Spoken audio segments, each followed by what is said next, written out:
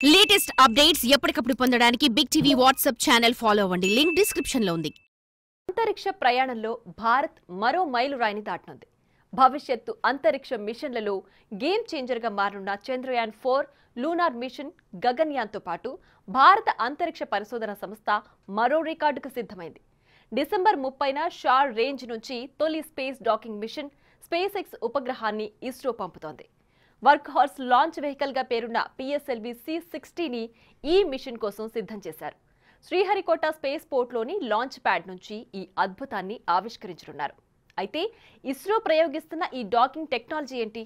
ఇది సక్సెస్ అయితే అంతరిక్ష ప్రయోగాల్లో ఇస్రో ఏ స్థాయిలో నిలుస్తుంది? ఇస్రో అధిగమించనున్న ఈ మైలురాయి భవిష్యత్తు మిషన్లకు ఎలా ఉపయోగపడుతుంది?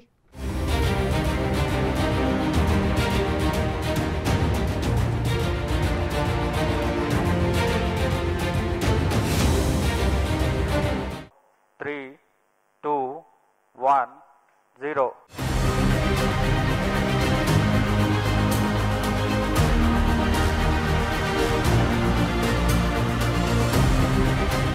మనిషి సాంకేతిక విప్లవాన్ని దాటి అంతరిక్ష విప్లవంలోకి అడుగుపెట్టి దాదాపు 2 దశాబ్దాలు దాటింది. విశ్వాన్ని జయించడానికి ఆకాశ వీధిలో అంతులేని ప్రయాణం చేస్తోన్న మనిషి గతంలో ఎన్నో దశలు దాటుకుని ఇక్కడకు చేరుకున్నాడు. భూమిని దాటి జాబిల్లిపై కాలుమోపటానికి శతాబ్దాల కాలం పడితే ఇప్పుడు దశాబ్దాల్లోని అంతరిక్షంలోని సుదూర తీరాలను చూడగలుగుతున్నారు. ఇక రాబోయే కాలమంతా అంతరిక్షమయం కాబోతుంది. ఇందులో తన స్థానాన్ని పదిలం చేసుకునే దిశగా భారత అంతరిక్ష పరిశోధన సంస్థ ఇస్రో అడుగులు వేస్తోంది. గగనమే గమ్యంగా భారత్ స్పేస్ వ్యూహాలను స్పీడ్గా రూపొందిస్తోంది. చంద్రయాన్ 3 సక్సెస్ తో ప్రపంచ దృష్టిని ఆకర్షించిన ఇస్రో త్వరలో చంద్రయాన్ 4 కూడా ప్లాన్ చేస్తోంది. ఆ తరువాత 2040 నాటికి భారత అంతరిక్ష కేంద్రం స్పేస్లో మెరవనుంది. అమెరికా, చైనా, రష్యా వంటి అగ్రదేశాలకు పోటీగా భారత్ అంతరిక్ష పరిశోధనల్లో ముందుకు వెళుతోంది. ఇందులో భాగంగానే ఇప్పుడు ఇస్రో స్పేడెక్స్ శాటిలైట్ కు సిద్ధమైంది. దీంతో అధునాతన టెక్నాలజీ కలిగిన ఎలైట్ 3 నేషన్ క్లబ్ లో భారతదేశం చేరనుంది. ఈ లక్ష్యం సాధించడానికి డిసెంబర్ 30న ఇస్రో మొదటి స్పేస్ డాకింగ్ ప్రయోగాన్ని ప్రారంభిస్తోంది.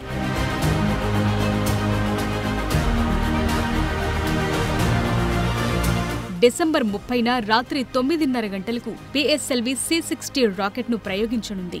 ఈ ప్రయోగం సతీష్ ధావన్ స్పేస్ సెంటర్ షార్లోని మొదటి ప్రయోగ వేదిక నుంచి జరగనుంది. ఈ ప్రయోగం ద్వారా 400 కిలోల బరువుతో రూపొందించిన స్పేడెక్స్ అనే అత్యాధునిక సాంకేతిక పరిజ్ఞానంతో ఉన్న జంట ఉపగ్రహాలను రోదసీలోకి ప్రవేశపెట్టనున్నారు.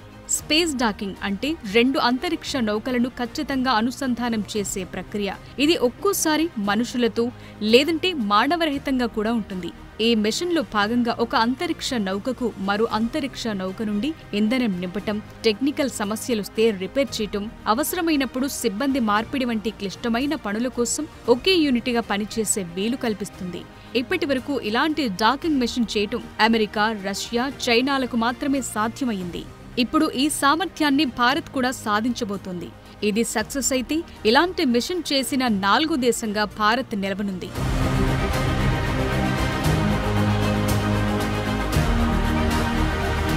అయితే ఈ స్పేస్ డాకింగ్ ఎక్స్పెరిమెంట్లో భాగంగా 400 కిలోగ్రాముల 2 ఉపగ్రహాలను ప్రయోగించనున్నారు. వీటి పేర్లు చేజర్, టార్గెట్. ఈ అంతరిక్ష డాకింగ్ ప్రయోగం కోసం హైదరాబాద్కు చెందిన అనంత్ టెక్నాలజీస్ చేజర్, టార్గెట్ ఉపగ్రహాలను ఇస్రోకు అందించింది. PSLV C-60 ద్వారా ప్రయోగించబోతున్న ఈ ఉపగ్రహాలు భవిష్యత్తులో నిర్వహించబోయే భారత అంతరిక్ష కేంద్రం చంద్రయాన్ మిషన్లకు మార్గం సుగమం చేస్తాయని ఆశిస్తున్నారు. ఈ కీలకమైన ఉపగ్రహాలను తయారు చేయడంలో అనంత్ టెక్నాలజీస్ నుండి 100 మందికి పైగా ఇంజనీర్లు పనిచేశారు. అలాగే ఒకే PSLV క్లాస్ వెహికల్ నుండి ప్రయోగించే ఈ ఉపగ్రహాలు దాదాపు 700 కిలోమీటర్ల ఎత్తులో డాక్ చేసే విధంగా రూపొందించారు. చండీగఢ్లోని సెంట్రల్ సైంటిఫిక్ ఇన్స్టిట్యూట్స్ ఆర్గనైజేషన్లో జరిగిన అంతర్జాతీయ సదస్సులో ఈ మిషన్ కు సంబంధించిన వివరాలను ఇస్రో చైర్మన్ సోమనాథ్ వెల్లడించారు.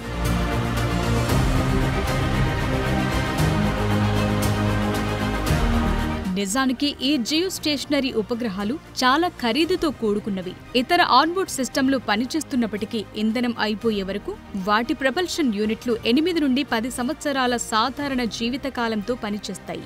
స్పేడెక్స్ మిషన్ ప్రాథమిక లక్ష్యం రెండేజౌస్ డాకింగ్, అన్డాకింగ్ కోసం అవసరమైన సాంకేతికతను అభివృద్ధి చేయటం, ప్రదర్శించటం. ఇందులో భాగంగా లో ఎర్త్ సర్క్యులర్ ఆర్బిటార్లు 2 చిన్న అంతరిక్ష నౌకలైన చేజర్, టార్గెట్లు పనిచేస్తాయి. ఇక డాక్ చేసిన స్పేస్ క్రాఫ్ట్ మధ్య విద్యుత్ శక్తి బదిలీ చేస్తాయి.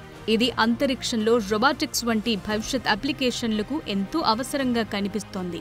అలాగే ఈ మిషన్లో భాగంగా మిశ్రమ అంతరిక్ష నౌకలను నియంత్రించడం, అన్డాకింగ్ తరువాత పేలోడ్ కార్యకలాపాలను కూడా పరిశీలిస్తారు.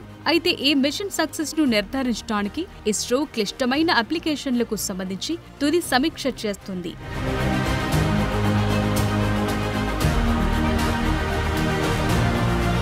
ఈ మిషన్ కు సంబంధించి డిపెండెంట్ మిషన్లు కూడా ఉన్నాయి. డిసెంబర్ 5న PSLV C-59 రాకెట్ ను ఇస్రో విజయవంతంగా ప్రయోగించింది. ఈ ప్రయోగంలో యూరోపియన్ స్పేస్ ఏజెన్సీకి చెందిన ప్రోబా 3 ఉపగ్రహాలను నిర్దేశిత కక్షలోకి ప్రవేశపెట్టింది. ఈ విజయవంతమైన ప్రయోగం తరువాత ఇస్రో ప్రస్తుతం PSLV C-60 ప్రయోగానికి పూర్తి స్థాయిలో సిద్ధమైంది. చంద్రుడి నుండి నమూనా సేకరణ కోసం ప్లాన్ చేసిన చంద్రయాన్-4, అలాగే ప్రతిపాదిత ఇండియన్ స్పేస్ స్టేషన్తో పాటు ఇస్రో చేయబోతున్న ప్రతిష్టాత్మక భవిష్యత్ మిషన్లకు ఈ స్పేస్ డాకింగ్ మిషన్ను సక్సెస్ చేయటం చాలా కీలకంగా మారింది. ఇది మానవ సహిత సిబ్బందితో భూమికి 400 కిలోమీటర్ల ఎత్తులు, కక్షలో ఉండే 52 టన్నుల ప్లాట్ఫామ్ను ఏర్పాటు చేస్తుంది. ఇక ఈ మిషన్తో ఇంటర్ ప్లానెటరీ ఎక్స్ప్లోరేషన్, ఖగోళ వస్తువుల నుండి నమూనా సేకరణ, మనుషులతో కూడిన అంతరిక్ష విమానాలు, స్పేస్ స్టేషన్లను నిర్వహించడం వంటి సంక్లిష్టమైన అంశాలకు సంబంధించి కీలక విషయాల్లో స్పష్టత వస్తుంది. భారత అంతరిక్ష పరిశోధన సంస్థ ఇస్రో సాధించిన ఇటీవలి విజయాలు మనందరికీ తెలుసు. నాసా వంటి ప్రఖ్యాత సంస్థలు కూడా ఇస్రోతో కలిసి పనిచేయడానికి ఆసక్తి చూపిస్తున్నాయి. ఈ ఏడాది ఇస్రో, నాసాలు సంయుక్తంగా అంతరిక్ష ప్రయోగాలను చేపట్టనున్నట్లు ఇప్పటికే ప్రకటించాయి. ఈ నేపథ్యంలో స్వదేశీ పరిజ్ఞానంతో స్పేస్ డాకింగ్ మిషన్ చేపట్టడం ఇస్రో కొత్త వ్యూహాలకు అద్దం పడుతోంది.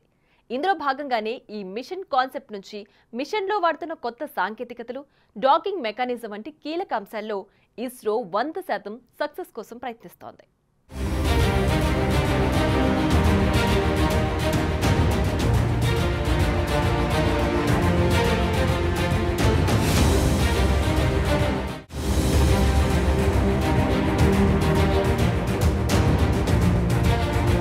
స్పేడెక్స్ మిషన్లో PSLV C-60 నుండి ప్రయోగించే 2 చిన్న వ్యోమనౌకలు చేజర్, టార్గెట్లు సుమారు 220 కిలోలుంటాయి. స్వతంత్రంగా ఏకకాలంలో ఈ 2 వ్యోమనౌకలు 470 కిలోమీటర్ల వృత్తాకార కక్షలో 55 డిగ్రీల వంపులో తిరుగుతాయి. వీటి స్థానిక కాలచక్రం దాదాపు 66 రోజులుంటుందని ఇస్రో వెల్లడించింది. అయితే ప్రయోగ వాహనం నుండి విడిపోయే సమయంలో టార్గెట్, చేజర్ల మధ్య చిన్న సాపేక్ష వేగాన్ని అందించడానికి PSLV వాహనం ఖచ్చితత్వంతో పనిచేస్తుంది. ఒక రోజులో చేజర్ కు సంబంధించి పెరుగుతున్న వేగం 10 నుండి 20 కిలోమీటర్ల వేగంతో ఇంటర్ శాటిలైట్ విడిపోవటానికి టార్గెట్ అంతరిక్ష నౌకను అనుమతిస్తుంది. ఈ సమయంలో target space craft propulsion system ను ఉపయోగించి టార్గెట్ మధ్య సాపేక్ష వేగం రీప్లేస్ అవుతుంది. అయితే ఈ డ్రిఫ్ట్ అరెస్ట్ మెనివర్ ముగింపులో టార్గెట్, చేజర్ ఉపగ్రహాలు ఒకే విధమైన వేగంతో ఒకే కక్షలో ఉంటాయి. చివరికి 2 అంతరిక్ష నౌకలు డాకింగ్ అవుతాయి. ఇవి 2 విజయవంతంగా అంతరిక్షంలోకి విడుదలైన తరువాత 2 ఉపగ్రహాల మధ్య విద్యుత్ శక్తి బదిలీని అన్డాకింగ్ చేస్తారు. ఇక ఇస్రో ఆశించిన విధంగా ఇవి 2 సంవత్సరాల వరకు మిషన్ జీవితకాలంలో ఆపరేషన్ను నిర్వహిస్తాయి.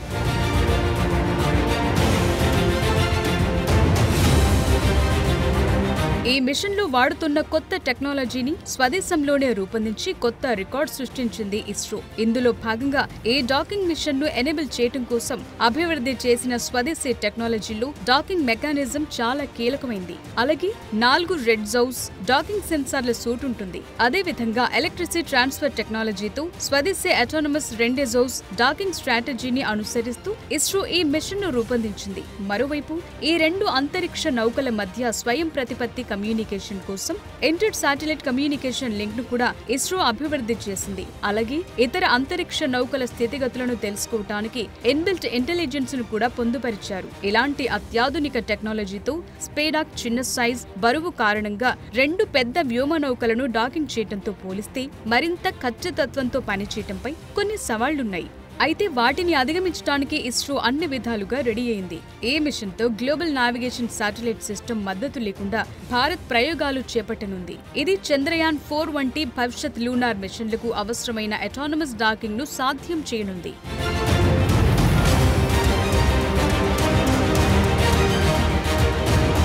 ఇక ఇటీవలి కాలంలో వేగంగా అభివృద్ధి చెందిన ఇస్రో కార్యకలాపాలు భారత అంతరిక్ష సామర్థ్యాల్లో భారీ పురోగతికి అద్దం పడుతున్నాయి. చంద్రుని దక్షిణ ధృవాన్ని తాకిన మొదటి దేశంగా చరిత్ర సృష్టించటమే కాకుండా చంద్రునిపై సాఫ్ట్ ల్యాండింగ్ సాధించిన 4వ దేశంగా భారత్ నిలిచింది. చంద్రయాన్ 3 మిషన్ తో సాధించిన ఈ విజయాల నేపథ్యంలో భారత్ స్పేస్ డాకింగ్ మిషన్ పై దృష్టి సారించింది. దీనికి ముందు అంగారక గ్రహంపై పరిశోధనల కోసం భారత అంతరిక్ష పరిశోధనా సంస్థ చేపట్టిన ప్రాజెక్ట్ అంగారకయాన్ ఈ మార్స్ ఆర్బిటార్ మిషన్ లో భాగంగా 9 ఏళ్ల క్రితం MOM-1 రోదసీలోకి దూసుకెళ్లింది. ఇది 300 రోజుల పాటు దాదాపు 40 కోట్ల కిలోమీటర్లకు పైగా దూరం ప్రయాణించి అంగారక గ్రహాన్ని చేరుకుంది.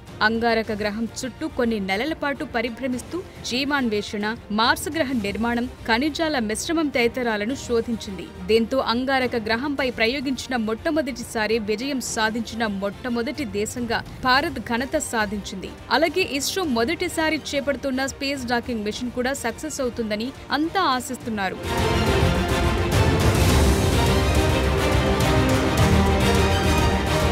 ఇప్పటికే అనేక దేశాలు, ప్రైవేట్ సంస్థలు అంతరిక్ష మిషన్ల కోసం తమ ప్రణాళికలను ప్రకటించాయి. అయితే భారతదేశ విధానం వీటికి భిన్నంగా కనిపిస్తుంది. ఇస్రో సమగ్ర దశలవారీ వ్యూహంతో సక్సెస్ రేట్ను పెంచుకోవటానికి ప్రయత్నిస్తోంది. దీర్ఘకాలిక దృష్టితో రూపొందిస్తున్న ఇస్రో లక్ష్యాలతో ప్రస్తుత సామర్థ్యాలను సమన్వయం చేస్తూ పనులు ప్లాన్ చేస్తోంది. ఇస్రో ఇలాంటి కీలకమైన మైలురాళ్లను దాటే దిశగా పనిచేస్తున్నందువల్ల నెక్స్ట్ జనరేషన్ లాంచ్ వెహికల్, అలాగే అడ్వాన్స్డ్ లైఫ్ సపోర్ట్ సిస్టంలతో సహా కీలక సాంకేతికతలను అభివృద్ధి చేయడంలో ఇస్రో ముందుకెళుతోంది. ఈ పరిణామాలు లూనార్ స్పేస్ స్టేషన్ కోసమే కాకుండా భారతదేశ విస్తృత అంతరిక్ష పరిశోధనా లక్ష్యాలకు కూడా కీలకంగా మారనుంది.